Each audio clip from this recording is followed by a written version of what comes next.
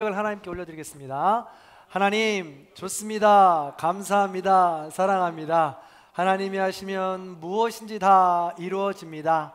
하나님 좋습니다. 감사합니다. 사랑합니다. 하나님이 하시면 무엇인지 다 이루어집니다. 하나님 좋습니다. 감사합니다. 사랑합니다. 하나님이 하시면 무엇인지 다 이루어집니다. 아멘. 하나님께 영광의 박수 올려드리겠습니다. 예수님은 하나님의 뜻에 따라 사명을 감당하기 위해 이 땅에 오셨습니다. 목숨을 다해 그 사명을 감당하고 계십니다. 그러나 많은 사람은 자기의 뜻에 맞지 않아서 제 살 길을 찾아 떠났습니다. 무리도 제자도 지도자들도 심지어 가족들도 다 각각 집으로 돌아갔다고 했습니다. 홀로 남은 예수님은 어디로 가셨죠? 그렇습니다. 산으로 가셨습니다. 예수님은 간밤에 산에서 하나님을 만나고 은혜가 충만해지셨습니다. 그리고 오늘 본문 2절로 이어집니다. 아침이 되어 성전으로 돌아오십니다. 여기 본문에서 아침이라고 하지만 영어 성경이나 다른 번역본들을 보면 이른 아침이라고 되어 있습니다. 그냥 보통 아침이 아니고 아주 이른 아침에 새로운 희망이 가득해서 활기차고 청정한 무엇인가를 가득 머금고 있는 아침이라는 것이죠. 또한 당시는 초막절 축제 기간이었습니다. 그래서 많은 사람들이 가슴에 설렘과 기대함을 갖고 있는 축제 현장 시간이었습니다. 그리고 신비한 가르침을 들어보고 싶어서 다시 성전 주변에, 예수님 주변에 모여들었던 것입니다. 평화로운 이때 갑자기 긴박한 사건이 터집니다. 3절입니다. 함께 읽어보겠습니다. 시작. 서기관들과 바리새인들이 음행 중에 잡힌 여자를 끌고 와서 가운데 세우고. 아멘. 사건을 주도한 사람들은 바로 서기관들과 바리새인들입니다. 38년 된 병자를 안식일에 고쳤다라는 표적 기억하시죠? 이것을 보고 무리들이 많이 예수님 근처로 모이고 환호했다고 했습니다. 이때부터 그들은 예수님이 위협의 대상이 되었습니다. 나의 생계를, 나의 명예와 나의 권력을 빼앗을까 하는 위협이 되었던 거죠. 그래서 그때부터 죽이기로 호시탐탐 기회를 노렸던 것입니다. 그리고 그 기회를 엿보았던 것이죠. 그리고 오늘 드디어 행동으로 옮긴 것입니다. 자, 음행 중에 잡혔다고 했습니다. 음행 중에 잡혔다라는 것은 헬라어로 아우토포로라는 단어입니다. 이 단어는 행위 중에 잡혔다라는 것을 강조하는 단어입니다. 현장에서 일이 시작되기 전이나 일이 끝난 후에 정황을 보고 이 여인이 잡힌 것이 아니라 행위 중에 들이닥쳐서 여인이 잡혔다라는 것을 강조하는 단어입니다. 그래서 이 여인은 옷도 제대로 갖추어 입고 있지 않은 상황입니다. 그런 상황에서 그들의 목적에 의해서 그냥 불이 나게 잡혀서 이끌려서 지금 왔다라는 것이죠. 이 여자를 보고 이 사람들은 이 여인이 얼마나 초라하고 수치감을 느끼며 모멸감을 느꼈을까요? 그 무대 한가운데 서서 말입니다. 서기관들과 바리새인들은 이 여자를 한 인간으로 보고 있지 않습니다. 그들에게는 이 여자는 이름도, 인격도, 지각도, 감정도 없는 그런 도구였습니다. 다만 그들에게 이 여자는 자신들의 목적을 위해 이용하는 하나의 물건에 지나지 않았다는 것이죠. 나의 목적을 위해서는 다른 사람의 상황과 형편은 안중에도 없는 그런 잔인한 모습이었던 것이죠. 자, 성도님들 중에는요, 이런 상황을 보시면서 이렇게 질문하는 분도 있을 것 같습니다. 에이, 목사님, 죄인이잖아요. 죄인이면 그만한 대가는 치를만 하지요. 라고 말씀하는 분도 있을지 모르겠습니다. 그렇습니다. 이렇게 질문할 수 있습니다. 저도 그렇게 질문을 했었으니까요. 근데 이 질문은 말씀 말미에 잠깐 다시 다루기로 하고 오늘은 그 바리새인들과 여기에 한번 집중해 보도록 하겠습니다. 자, 일단 바리새인들이 자신들의 욕심을 위해 인간을 도구화시켰다라는 것, 그것을 기억해 주시기 바랍니다. 그들의 목적과 욕심이 무엇입니까? 5절, 6절 말씀에 정확하게 기록되어 있습니다. 자, 5절, 6절의 말씀을 같이 한번 읽어봅니다. 시작. 모세는 율법의 이러한 여자를 돌로 치라 명하였거니와 선생은 어떻게 말하겠나이까? 그들이 이렇게 말함은 고발할 조건을 얻고자 하여 예수를 시험함이로라. 아멘.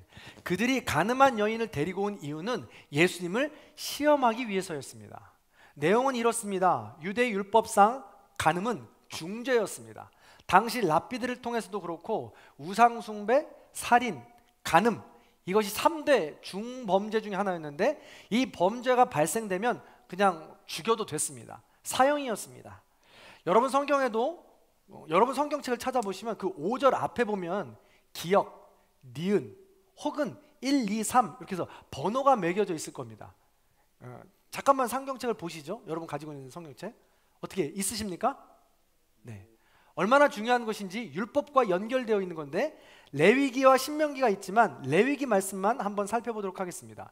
20장 10절에 이렇게 기록되어 있어요. 누구든지 남의 아내와 간음하는 자, 곧 그의 이웃의 아내와 간음하는 자는 그 간부와 음부를 반드시 죽일지니라. 신명기 22장 22절의 말씀도 비슷한 말씀입니다. 무서운 말씀이죠. 그런데 오늘은 간음한 여인 혼자만 잡혀왔습니다. 또 다른 목적이 지금 이들에게 있는 것이죠. 율법은 가늠한 사람들을 모두 죽이라고 명령합니다.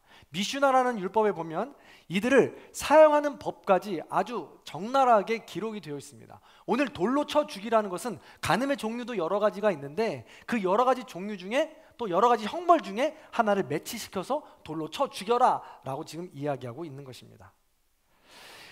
예수님은 이 율법을 바탕으로 그들의 질문에 대답을 해야 했습니다. 시험입니다. 자, 대답의 내용은 두 가지입니다. 첫 번째, 율법대로 돌을 던져서 죽이라는 정죄로 대답할 수 있고요. 반면에 두 번째로 예수님이 지금까지 말씀하신 대로 사랑과 용서해야 한다는 말씀이었습니다. 자, 그런데 이 두 가지 모두 문자 그대로 결정해 버린다면 문제가 생기고 맙니다. 먼저 율법대로 돌을 던져 죽이라고 정죄한다면 두 가지가 걸립니다. 첫 번째로 예수님께서 지금까지 말씀하셨던 안식일을 어겨가면서까지 하셨던 이 율법의 어기신 본질이 뭐냐면 바로 생명과 사랑이기 때문입니다. 그런데 이제 와서 돌로 쳐 죽이라고 하니까요. 그러면 지금까지 말씀하셨던 율법을 안식일을 어기면서까지 말씀하셨던 이 사랑과 용서의 법은, 생명의 법은 어디 갔단 말입니까? 그래서 지금까지 어겼던 법까지 소급해가지고 예수님은 가중처벌 받게 되어 있는 것입니다. 또 하나는요, 돌로 쳐 죽이라고 했습니다. 그렇게 돌로 쳐 죽여라 라고 결정을 해주면 사형을 언도하는 것인데, 사실 율법에는 사형을 언도하라고 기록이 되어 있지만 정당한 합법이지만 당시에 로마법에서는 합법이 아니었습니다. 당시에 이 율법보다 상위법이 있었어요. 그게 바로 로마법입니다. 왜냐하면 이스라엘은 로마의 속국이었기 때문에 그렇습니다. 그래서 사형을 처하는 것이 율법에는 합법이었지만 로마법에 의거해서 어느 유대인도 누군가를 사형을 언도하거나 사형을 집행할 수가 없었습니다. 그러므로 예수님께서 돌을 쳐 죽여라 라고 말씀하신다면, 그렇게 하신다면 로마 입장에서 봤을 땐 반역자가 되는 겁니다. 그래서 그들에게 잡혀갈 수 있게 되고 감옥에 갇힐 수밖에 없게 되는 것이죠. 그래서 그렇게 대답하기도 지금 어려운 것이죠. 호시탄탄 노리는 것입니다. 자, 그렇다고 해서 정반대로 예수님께서 그녀를 용서해 주어라 라고 말씀하신다면 예수님은 모세의 율법을 어기는 것이 됩니다. 또한 간음이라는 중죄를 허용해 주는 꼴이 됩니다. 그래서 모든 백성들이 간음을 해도 된다라는 그런 꼴이 되어버리고 마는 것이죠. 어렵습니다. 그래서 이 시험은 이러지도 저러지도 못하는 진퇴양난, 즉 덫이었던 겁니다. 함정이었던 거죠. 자, 이런 시험, 아니 진퇴양난의 함정, 덫에서 예수님은 어떻게 하실까요? 오늘 본문을 이해하려면 머릿속에 그림을 그리듯이 이 장면을 상상하면 좋겠습니다. 자, 우리가 그 오늘 본문의 이 A냐, 정죄냐, B, 사랑이냐, 이 둘 중에 하나를 선택하라고 율법학자들과 이 바리새인들이 틀을 만들어 놓은 겁니다. 그래서 우리가 이 틀 안에 있으면 안 된다는 것이죠. 예수님은 어떻게 이 질문에 대답하시는가? 우리가 예수님의 그 시선을 우리가 따라가면서 그 한번 해답을 찾아보려고 합니다. 자, 다시 한번 말씀을 드리면 헬라어는 그림 언어라고 했습니다. 그래서 그 장면을 그림으로 그리기에 적절한 언어입니다. 이 상황을 보시면서 잘 따라와 보시기 바랍니다. 자, 제가 좀 움직이겠습니다. 이른 아침에 예수님께서 성전으로 가셨다고 했습니다. 제가 바닥까지 내려가야 되는데 여러분이 보셔야 되니까 여기 앉을게요. 바닥이라고 생각하시고 성전에 앉으셔서 무리들을 가르치십니다. 그럼 무리들의 시선은 어디 있을까요? 지금 여러분의 시선은 어디에 있으십니까? 저에게 있잖아요. 그죠? 무리들의 시선을 잘 따라오세요. 3절에 보니까 서기관들과 바리새인들이 갑자기 벌컥 문을 열더니 터벅터벅 숨을 씩씩거리면서 한 여인을 데리고 들어옵니다. 그리고 이 가운데 가운데 세우죠. 여러분들이 다 앉아 있는 거니까요, 바닥에. 그러면 여러분들의 시선은 어디로 갈까요? 그렇습니다. 여인에게로 가는 겁니다. 그리고 나서 4절과 5절에 이 바리새인들과 서기관들은 묻습니다. 예수여, 선생님이여, 율법에 의하면 이 여인을 돌로 쳐 죽이라고 했는데 당신은 어떻게 하시겠습니까? 이 질문을 바리새인들이 던졌을 때에는 우리 성도님들, 그 무리들의 시선은 어디에 있었을까요? 그들의 시선은 그 여인 한 번, 예수님 한 번. 그 여인을 바라보면서 증오의 눈빛으로 한쪽엔 돌을 들고 예수님의 입술을 바라보며 돌을 던지라고 말하는 것을 기다리고 있었을 것입니다. 자, 그럼 예수님은 이제 양단간 판단을 내려야 합니다. A냐 B냐. 그때 예수님은 어떻게 하십니까? 6절의 말씀에 이렇게 기록되어 있죠. 자, 6절의 말씀을 같이 읽어보겠습니다. 있습니다. 자막이죠. 시작. 예수께서 몸을 굽히사 손가락으로 땅에 쓰시니. 아멘. 예수님께서 갑자기 몸을 굽히셔서 땅에 무언가를 쓰십니다. 자, 그러면 그 무리들의 시선은 이제 어디로 갈까요? 그렇죠. 땅으로 가겠죠. 예수님이 뭐라고 쓰셨을까? 뭐라고 쓰셨을까? 근데 성경의 어떤 주석학자도 예수님이 무엇이라고 쓰셨다고 밝힐 수 있는 사람은 없었습니다. 지금까지 그 누구도 무엇이라고 썼다고 이 내용을 말하는 사람은 없었다는 것이죠. 즉 아무도 모른다는 것입니다. 그래서 무엇이라고 썼을까에서는 예수님의 이 대답에 해답이 없다는 거예요. 그래서 질문을 바꿔봐야 합니다. 질문을 바꿔서 그렇다면 예수님은 이걸 왜 쓰셨을까? 왜 쓰셨을까라는 거죠. 한번 생각해 보시죠. 왜 쓰셨을까요?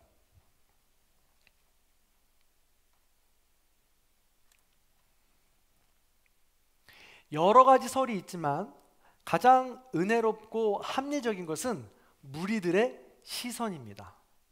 바리새인과 율법학자들은 이 틀 안에다가 모든 사람들의 시선을 가두어 놓았습니다. 그리고 A냐 B냐 그 대답을 정하게 만들어 놓았죠. 모든 이들의 시선은 이 여자를 어떻게 하면 정죄할 수 있을까에 초점이 맞춰 있습니다. 그럼 예수님의 시선은 어디에 있습니까? A냐 B냐가 지금 중요한 게 아니에요. 예수님의 오직 마음은 가장 약한, 가장 지금 약자로 있는 이 여인에게 있는 것입니다. 그래서 이 정답의 틀에서 벗어나서 모든 이들의 시선을 예수님께로 가지고 온 것입니다. 그리고 그 여자의 그 모든 죄와 허물을 지금 덮어주고 있는 것이죠. 시비를 가리는 상황에 얽매이지 않고 아예 그 자리를 벗어나게 해주신 것입니다. 이것이 바로 성숙한 예수님의 사랑 방법입니다. 나에겐 지금 그 시비가 중요하지 않아. 가장 아프고 힘들어하고 있는 내 딸과 같은 저 여인이야 라면서 그 여인을 지금 지켜주고 있는 것입니다. 상대방을 향한 세심한 배려인 것이죠. 베드로전서 4장 8절에 뭐라고 나와 있냐면 사랑은 허다한 죄를 덮는다라고 말씀하고 있습니다. 사랑의 최고 방법입니다. 가장 성숙한 사람이 하는 사랑 방법 중에 하나가 바로 모르는 척 해주는 겁니다. 덮어주는 것입니다. 그리고 속으로 이해해 주는 것이죠. 예수님은 직접 그 사랑의 모습을 보여주신 것입니다. 이런 일화가 있습니다. 고려의 명장 강감창 장군 아시죠? 귀주에서 거란군을 대파하고 돌아옵니다. 당시의 왕이 현종이었는데 현종이 그 전쟁을 이기고 돌아온 강감찬 장군이 너무나도 고맙고 감사해서 마중을 나와서 그를 꽉 안아줍니다. 그리고 큰 연회를 베풉니다. 주인공은 강장군입니다. 그래서 강장군을 이제 높여주고 있는 것이죠. 근데 한참 연회를 베풀고 있는데 밥을 먹을 시간이 되어서 강장군 앞에 밥 한 공기가 올라옵니다. 근데 왠지 모를 지금 불안함에 강장군이 갑자기 빠집니다. 그래서 눈치를 보고 있는 강장군이 왕이 다른데 한눈판 사이에 내시를 부릅니다. 이리 와봐. 부리고 내시의 귀에 이렇게 속삭입니다. 야, 내 밥그릇에 밥이 없어. 대실수입니다. 이게 만약에 발견이 되면 왕이 불같은 성미를 가지고 있는데 내가 초대한 손님에게 이러한 대접을 하다니 전부 다 징벌에 처할 수, 심판에 처할 수 있죠. 당시 왕 같으면 그렇게 할 수 있지 않겠습니까? 불같은 성미인데요. 그런데 강장군은 그걸 지금 닫아주고 있는 거예요. 그래서 이렇게 이야기합니다. 내가 지금 왕에게 잘 말해서 화장실 간다고 말할 테니까 다녀오면 내 옆에서 큰 소리로 이렇게 말해. 장군이시여, 진지가 다 식었습니다. 제가 진지를 바꿔드리겠습니다. 이렇게 이야기하고 나서 강장군은 왕에게 화장실 간다고 이야기합니다. 그리고 돌아와서 이 내시는 시키는 대로 진지를 바꿔주게 돼서 이 부하들의 목숨을 살려주게 되었던 것이죠. 후에 이 강장군은 왕에게 말하지도 않았습니다. 후에 이 일화가 어떻게 밝혀졌냐면 그 내시로 인해서 밝혀졌다라는 것이죠. 정말 최고의 경지에 성숙한 사람의 모습입니다. 덮어주고 사랑으로 안아주는 것이죠. 모든 사람이 정죄하고 판단하고 죽음의 길에 이를 수 있게 하지만 그는 기다려준 것이고 덮어준 것이고 안아줬다라는 것입니다. 그렇습니다. 최고의 사랑이요 성숙한 성품의 경지가 바로 이 덮어줄 수 있는 마음이라는 것입니다. 자, 여기서 우리는 그러면 궁금합니다. 아까 설교 초반에 했던 질문인데요. 목사님, 그래요, 알겠는데 그럼 언제까지 덮어줘야 되나요? 내가 덮어주는 것도 한두 번이지 그 사람 달라지지도 않던데 도대체 내가 어떻게 덮어줘야 되나요? 그리고 계속 덮어주면 정의는 언제 실현이 되나요? 라고 물어볼 수 있죠. 가늠한 여인의 인권이 뭐가 중요합니까? 당연히 벌을 받아야 정의롭지 않습니까? 원리 원칙이 이루어지는 거 아닙니까? 서기관들이나 바리새인들과 같은 사람이라도 판단을 내려주어야 하는 것 아닙니까? 라고 말이죠. 사실 그런데 이런 질문은 지금도 우리도 합니다. 파렴치한 살인범들의 얼굴을 가리고 뻔뻔한 모습을 보일 때 분노가 치밀어 오르죠. 저들의 얼굴을 드러내 신상을 캐어 어떻게든 벌을 주고 싶은 마음인 거죠. 그래야 정의가 바로 선다는 것입니다. 그래서 정죄하고 싶다는 거죠. 그러나 정죄의 정말 본 모습을 여러분 아십니까? 정죄는 죄를 드러내고 판단하며 죄를 미워하는 것입니다. 그런데 사람들은 죄를 드러내고 판단하여 죄만 미워하는 것이 아니라 그 사람도 미워합니다. 정죄는 죄를 감추는 데 성공한 사람이 죄를 감추는 데 실패한 사람을 드러내기 위해 사용됩니다. 그래야 나는 그 죄로부터 자유로울 수 있으니까요. 사실 파렴치한 죄를 저질러서 포토라인 앞에서는 그 사람들을 향해서 우리가 손가락질하고 막 있는 욕 없는 욕 다 하는 이유는요, 나는 저 사람보다는 낫지 라는 마음이 저 밑에 깔려있기 때문에 그렇습니다. 나는 저 사람이 지은 죄만큼은 아니지, 그래서 나는 의롭지 하는 그 마음이 깔려있다라는 거예요. 그래야 나는 그 죄로부터 자유로울 수 있으니까요. 즉 자신의 욕심을 위해서 타인을 정죄하며 자신을 위한 도구로 삼는 것입니다. 그러나 기억하십시오. 그 죄는 내 안에서 사라지지 않고 여전히 살아 숨을 쉽니다. 따라서 정죄를 통해서는 절대로 우리가 바라는 정의가 이루어질 수 없다는 거예요. 그래서 예수님은 말씀하십니다. 뭐라고요? 너희 중에 죄가 없는 자가 이 여인을 돌로 치라. 시비를 떠나 여인을 떠나 모두에게 역으로 질문하고 있습니다.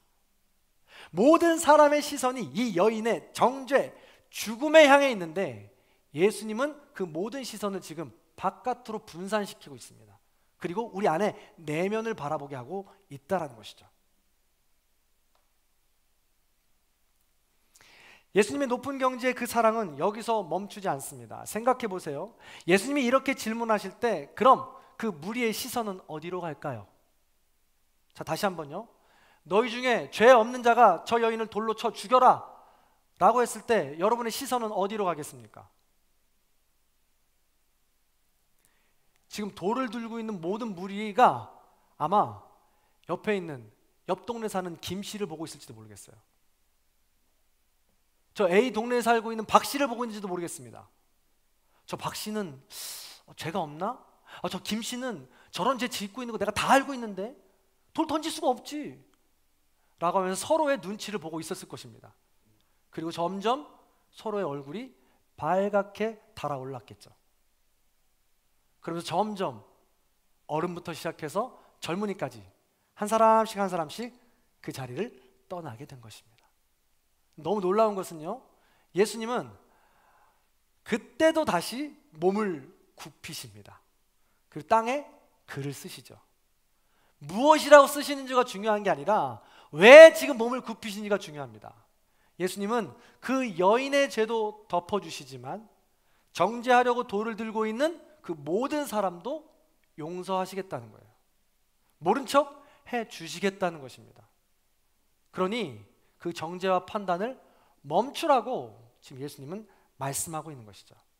그러면서 뭐라고 말씀하시나요? 11절에 이렇게 말씀하시죠. 같이 한번 읽어볼까요? 11절입니다. 읽습니다. 시작. 예수께서 이르시되 나도 너를 정죄하지 아니하노니 가서 다시는 죄를 범하지 말라 하시니라. 이 땅에서 누군가를 정죄하고 판단하고 용서할 수 있는 사람은 죄가 아예 없는 존재일 것입니다. 그게 누구입니까? 바로 예수님입니다. 예수님 한 분밖에 없습니다. 그 예수님께서 지금 말씀하고 있는 거예요. 그러나 예수님은 죄 자체까지도 용서하시는 것은 아닙니다. 예수님은 죄를 지은 여인의 존재는 용서하시되 그 죄는 용서하지 않으십니다. 그래서 그 여인을 놓아주실 때 죄와 멀리 떨어져 살아가라고 말씀하시는 겁니다. 죄를 가까이 하지 말라고 말씀하시는 겁니다. 다시는 그 죄 때문에 이 자리에 오지 말라고 말씀하고 있는 것이죠. 그러나 인간이 어디 그렇게 쉽습니까? 인간은 이 용서와 사랑의 말씀을 또 잃어버리고 다시금 멈출 수 없는 판단과 정죄의 자리로 나아가 결국 파멸하게 되는 것입니다. 그래서 죄 없으신 우리 예수님은 그 길을 끊어버리시기 위해서 멈출 수 없는 사랑으로 십자가에 달려 죽으신 것입니다. 사랑하는 성도 여러분, 말씀을 마무리하려고 합니다.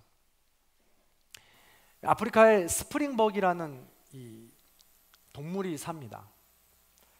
무리를 이루면서 건조한 초원에서 풀을 뜯어 먹으며 삽니다. 이 스프링벅의 가장 큰 특징은 스프링이라는 이름에서 알 수 있듯이 점프와 스피드입니다. 시속이 94km나 될 정도로 치타조차 쉽게 잡지 못하는 어마어마하게 빠른 친구입니다.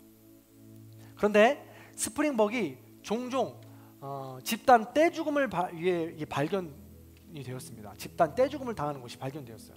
그래서 아프리카에 사는 학자들이 이것을 궁금하게 여겨서 왜 도대체 집단 떼죽음을 이렇게 종종 당할까 하고 그들을 살펴보기 시작했습니다. 그런데 신기한 것이 발견되었어요. 스프링벅은 먹성이 굉장히 좁습니다. 그래서 자기가 적은 무리를 이루어서 먹거리를 찾아서 먹기 시작하잖아요. 그러면 같이 따르던 무리 중에 한 마리가 나보다 앞서서 먹어서 저 음식이 없어질까 봐, 풀이 없어질까 봐 점프를 뛰어서 한 걸음 더 앞으로 나아가는 거예요. 그래서 풀을 먹고 있으면 또 뒤처진 이 스프링벅이 기분 나빠가지고 내 음식을 빼앗길까봐, 내 먹거리 빼앗길까봐 다시 점프를 뛰어서 그 앞으로 나아가는 것입니다. 점점 무리들이 모이기 시작해가지고 이것이 반복돼요. 한 마리가 시작됐던 이 스프링벅, 이 주랭이 계속해서 이제 연달아 이어지게 됩니다. 30km, 40km 되었던 이 속도가 70km, 80km 붙게 됩니다. 나중에는 급기야 이들이 지들 자체도 이걸 왜 뛰는지도 모르고 뛰기 시작합니다. 처음에 왜 뛰기 시작했는지도 몰라요. 그리고 멈추지 못하죠. 그리고 결국에는 절벽이나 강에 빠져 죽게 되는 것입니다. 스프링벅을 어리석다고 나무랄 일이 아닙니다. 우리 인간도 똑같지 않습니까? 아니, 스프링벅보다 더 심하면 심할 수도 있습니다. 나 살자고 타인을 정죄하는 일을 멈추지 않습니다. 그럼 정죄는 또 다른 정죄를 낳습니다. 무한 반복이고 속도가 붙습니다. 그럼 어느새 멈출 수 없어서 그 가정, 그 공동체는 절벽이나 강으로 빠져버리는 것입니다. 서기관들과 바리새인들은 예수님의 이런 가르침과 용서에도 불구하고 결국 그 정죄와 판단의 굴레에서 멈출 수가 없었습니다. 그리고 결국 예수님을 십자가에 못 박은 것이죠. 그래서 그들은 일평생 예수님을 죽인 사람들이라는 낙인이 찍히게 되고 죽음 이후에도 죽음을 선택하게 되는 비참하고 불행한 인생이 되었던 것입니다. 그러나 우리 예수님은 십자가에 달리셔서도 멈출 수 없는 사랑을 끝까지 보여주십니다. 그들을 향해서 그들이 하는 일을 알지 못하니 저들을 용서하여 주시옵소서 라면서 끝사랑을 보여주셨다는 것입니다. 멈출 수 없는 정죄는 타인에게 시선을 향하게 하고 결국 모두를 절벽 끝으로 몰아 죽게 합니다. 반면에 멈출 수 없는 사랑은 자신에게 시선을 향하게 하고 결국 절벽을 향해 뛰어가는 우리 공동체를 멈추게 한다는 것이죠. 따라서 사랑이 해답입니다. 멈출 수 없는 정죄와 판단의 굴레를 멈출 수 없는 주님이 주신 그 사랑으로 멈추시고 다시금 새 힘으로 일어나 올바른 방향을 향해 걸어가시는 저와 여러분들의 삶이 다 되시기를 주님의 이름으로 간절히 축원합니다. 오늘 이렇게 말씀을 드리니까 일부에도 그렇고 지금도 잠깐 그런데 느껴지는 그런 반응이 있어요. 감정이 있습니다. 굉장히 무거운 말씀이잖아요. 그런데 우리 대한민국 사회가, 한국 교회가 지금 멈출 수 없는 정죄와 판단의 굴레에 지금 들어갔습니다. 사실은 지금 서기관들과 바리새인이 교회 중직자들이잖아요. 그래서 이 멈출 수 없는 정죄와 판단이 사회 분위기가 교회에서 시작된 건지 사회에서 시작된 건지 알 수가 없을 정도입니다. 그 누구도 이걸 멈추려고 생각하지 않습니다. 손해보고 싶지 않으니까, 자존심 상하니까 그 누구도 멈추려고 하지 않습니다. 오히려 가정에서도 마찬가지죠. 남편에게 지고 싶지 않으니까, 아내에게 존경받고 싶으니까, 자녀들은 내 손아귀에 있으니까 정죄와 판단을 서슴지 않고 한다는 것이죠. 그러나 오늘 말씀에 의거하여 우리는 멈출 수 없는 사랑으로 멈춰야 된다는 것입니다. 그럼 이렇게 말씀하는 분이 있습니다. 질문하시죠. 목사님, 멈추려고 해보는데요 도저히 안 돼요. 나는 그 굴레에서 벗어나고 싶어 하는데 주변에서 나를 가만두지 않아요. 어떻게 하면 좋단 말입니까? 오늘 예수님이 가르쳐 주셨어요. 몸을 굽히세요. 땅에 글을 쓰시면 됩니다. 겸손하게 하나님만을 바라보면 하나님께서 언젠가 우리 그 자리에서 멈추게 해주시고 다시금 새 힘으로 일어나게 해주신다는 것이죠. 성도 여러분, 저라고 쉽겠습니까? 여러분들 정죄와 판단을 멈추는 것이 얼마나 어려운 일이에요. 저도 정죄와 판단하는 자리에 있는 사람 아니겠습니까? 사방 곳곳에서 그렇습니다. 특별히 집에서 그렇죠. 저는 지금까지 우리 가정, 아내와 자녀들을 너무너무 사랑하는 사람인 줄 알았어요. 근데 어느 날 자녀들이 이야기해요. 아빠 잔소리 그만해. 아빠 잔소리 그만해.